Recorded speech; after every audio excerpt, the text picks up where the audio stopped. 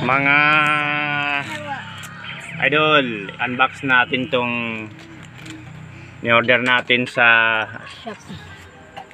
Shopee. Pero ito yung seller niya, idol, yan. ZNR Shop. Tingnan natin kung legit ba. Ano kasi to, yung sa window to, yung parang sticker niya. Sticker ng window? Yung sa harap. Ayan guys. Kumay lang nak. Oh. Ayan guys. Ano yan na, hindi yan nabuksan, hindi pa yan nabuksan. Tingnan natin kung legit ba. Kasi kung legit, mag-order tayo ulit. Nakapack naman ng maayos, mga idol. Yan. Naku, paano to? Buksan saglit lang, idol. Bababa tayo. Kuha tayo ng natin, idol, ha? Kasi gumawa pa tayo ng sana legit, idol.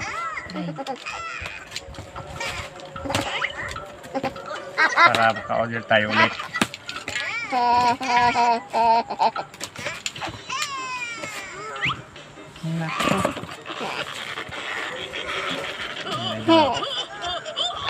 Natin. Legit nga, idol. Ayan siya. Ayan. Ayan, idol, legit. Order tayo na ulit, idol. Salamat ZNR Shop. At salamat sa Shopee.